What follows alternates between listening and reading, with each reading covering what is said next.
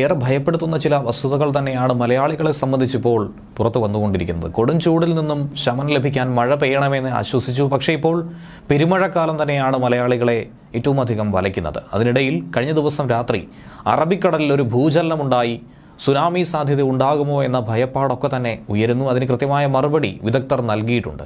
എന്നാൽ ഇന്നലെ രാത്രിയിൽ കനത്ത മഴ പെയ്തിറങ്ങിയതിന് പിന്നാലെ കൊച്ചി നഗരത്തിൽ വെള്ളക്കെട്ട് അതിരൂക്ഷമാണ്. പല വീടുകളിലും വെള്ളം കയറിയിരിക്കുന്നു.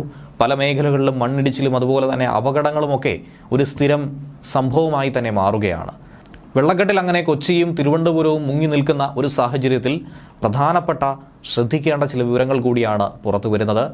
അതായത് കൊച്ചിയിൽ ഉണ്ടായതൊരു ലഘു മേഘ വിസ്ഫോടനം തന്നെ ആയിരിക്കുമെന്നുള്ള സംശയമാണ് കുസാറ്റിലെ വിദഗ്ധർ നൽകുന്ന സൂചന. അതേക്കുറിച്ചുള്ള അന്വേഷണവും പഠനവും നടത്തിവരികയാണ്.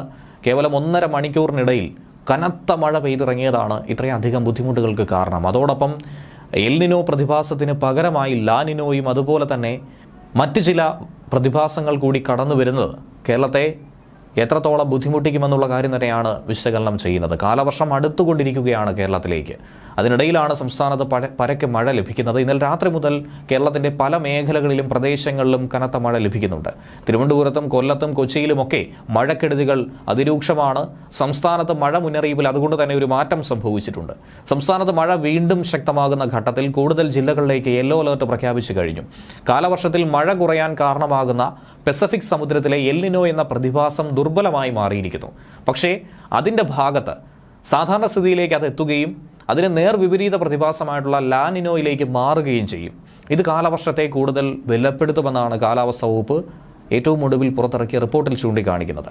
6 ജില്ലകളിലാണ് നിലവിലെ സാഹചര്യത്തിൽ യെല്ലോ അലർട്ട് ഉള്ളത്. തിരുവനന്തപുരം, കൊല്ലം, പത്തനംതിട്ട, ആലപ്പുഴ, കോട്ടയം, ഇടുക്കി, എറണാകുളം ജില്ലകളിൽ, തിരുവനന്തപുരം മുതൽ എറണാകുളം വരെയുള്ള ജില്ലകളിൽ.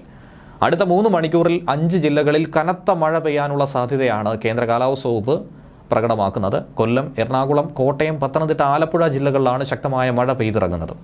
കൊച്ചി നഗരത്തിലെ വെള്ളക്കെട്ട് അതിരൂക്ഷം തന്നെയാണ്. രാവിലെ മുതൽ കനത്ത മഴ തുടരുന്നു. അത് ഇപ്പോഴുമുണ്ട്. കാക്കനാട് മേഖലയിലൊക്കെ തന്നെ അതിൻ്റെ അതിരൂക്ഷമായൊരു ചിത്രം കാണുവാൻ സാധിക്കുന്നുണ്ട്. ഇൻഫോ പാർക്കിൽ വെള്ളക്കെട്ട് രൂപപ്പെട്ടതും അരപ്പൊക്കത്തോളം വെള്ളം ഉയർന്നിരിക്കുന്നതും അവിടെ പരിസരവാസികളെ ഏറെ ഭയപ്പെടുത്തുന്നുണ്ട്, അവരെ ആശങ്കപ്പെടുത്തുന്നുണ്ട്. നിരവധി വാഹനങ്ങളാണ് കുടുങ്ങിയിരിക്കുന്നത്. ആലുവയിൽ ഒരു റോഡിൽ വെള്ളക്കെട്ട് രൂക്ഷമായ ഒരു കാഴ്ച രാവിലെ മുതൽ തന്നെ സമൂഹ മാധ്യമങ്ങളിലൂടെ പ്രചരിക്കുകയാണ്. ഒപ്പം സഹോദരൻ അയ്യപ്പൻ റോഡിലും വെള്ളം കയറിയിട്ടുണ്ട്. വെള്ളക്കെട്ടുണ്ടായതോടെ പലയിടത്തും ഗതാഗത കുരുക്ക് രൂക്ഷമായിരിക്കുന്നു. രാവിലെ തന്നെ വലിയ തോതിലുള്ളൊരു ഗതാഗത കുരുക്ക് തന്നെയാണ് അവിടെ കാണുവാനായി സാധിക്കുന്നത്. ആലുവ ഇടപ്പള്ളി റോഡിലടക്കം വെള്ളക്കെട്ട് രൂക്ഷമായിട്ടുണ്ട്. നഗരത്തിൽ ഗതാഗത കുരുക്ക് അതിരൂക്ഷമായി പറയുന്നത് പാലാരിവട്ടം കാക്കനാട് റോഡിലും ആലുവ ഇടപ്പള്ളി റോഡിലും ഒക്കെ തന്നെയാണ്. മിക്ക വാഹനങ്ങളും ഒന്ന് അനക്കാൻ പോലും കഴിയാതെ റോഡിൽ കിടക്കുന്ന ഒരു സാഹചര്യമാണുള്ളത്. പലയിടത്തും ബസ്സിന് മുകളിലേക്ക് മരങ്ങൾ വീണ വാർത്തയും വരുന്നുണ്ട്. ഫോർട്ട് കൊച്ചിയിലാണ് ഒരു KSRTC ബസ്സിന് മുകളിൽ ഇങ്ങനെ മരം വീണതായിട്ടുള്ളൊരു വിവരം ലഭിക്കുന്നത്. ഇനി തിരുവനന്തപുരത്തും സ്ഥിതി ഒട്ടും തന്നെ വിപരീതമല്ല. നെയ്യാറ്റിൻകരയിൽ ശ്രീകൃഷ്ണസ്വാമി ക്ഷേത്രത്തിന്റെ മതിലിന്റെ ഒരു ഭാഗം നെയ്യാറിലേക്ക് ഇടിഞ്ഞു വീണതായിട്ടുള്ളൊരു വാർത്തയാണ് രാവിലെ മുതൽ കേൾക്കുന്നത്. കൊല്ലം ജില്ലയിലും സമാനമായ സംഭവങ്ങൾ ഉണ്ടാകുന്നുണ്ട്. പ്രത്യേകിച്ചും MC റോഡിൽ നിലമേൽ, വാളകം എന്നീ മേഖലകളിലൊക്കെ തന്നെ സ്ഥിരമായി ഉണ്ടാകുന്ന വെള്ളക്കെട്ടാണ്. ഇത്തവണ അത് അതിരൂക്ഷമായി മാറിയിരിക്കുന്നുവെന്ന് വേണം മനസ്സിലാക്കാൻ. എന്നാൽ ഇന്നലെ ഇന്ത്യൻ സമയം രാത്രി 8:56 ഉണ്ടായ ഒരു സംഭവം, അറബിക്കടലിലുണ്ടായ ശക്തമായ ഭൂചലനം, അത് ഇതിന് കാരണമായിട്ടുണ്ടോ എന്നുള്ള സംശയം പലരും ഉയർത്തുന്നുണ്ട്. ദേശീയ ഭൂചലന നിരീക്ഷണ കേന്ദ്രമാണ് ഇക്കാര്യം സ്ഥിരീകരിച്ചിരിക്കുന്നത്. മലദ്വീപിന്റെയും ലക്ഷദ്വീപിന്റെയും ഇടയിൽ സമുദ്രനിരപ്പിൽ നിന്നും 10 കിലോമീറ്റർ താഴ്ചയാണ് ഇതിന്റെ പ്രഭവ കേന്ദ്രമെന്ന് പറയുന്നത്. ദേശീയ ഭൂചലന നിരീക്ഷണ കേന്ദ്രവും സ്വകാര്യ ഏജൻസികളുമൊക്കെ ഇക്കാര്യം വ്യക്തമായി സ്ഥിരീകരിച്ചിട്ടുണ്ട്. മലദ്വീപിൽ നിന്നും 216 കിലോമീറ്റർ അകലെയാണ് ഈ ഭൂചലനം സംഭവിച്ചത് എന്നാണ് ജർമ്മനി ആസ്ഥാനമായി പ്രവർത്തിക്കുന്ന സ്വകാര്യ ഭൂചലന നിരീക്ഷകർ ചൂണ്ടിക്കാണിക്കുന്നത്. മലദ്വീപിലെ 7 നഗരങ്ങളിൽ ചെറിയ തോതിലെങ്കിലും ഇതിന്റെ ഒരു പ്രകമ്പനം അനുഭവപ്പെട്ടിട്ടുണ്ട്. റിക്ടർ സ്കെയിലിൽ 4.5 തീവ്രതയാണ് രേഖപ്പെടുത്തിയത്. അതുകൊണ്ട് തന്നെ സുനാമിക്ക് സാധ്യതയുള്ള കാര്യങ്ങളൊന്നും ഇപ്പോൾ ചർച്ച ചെയ്യേണ്ടതില്ല.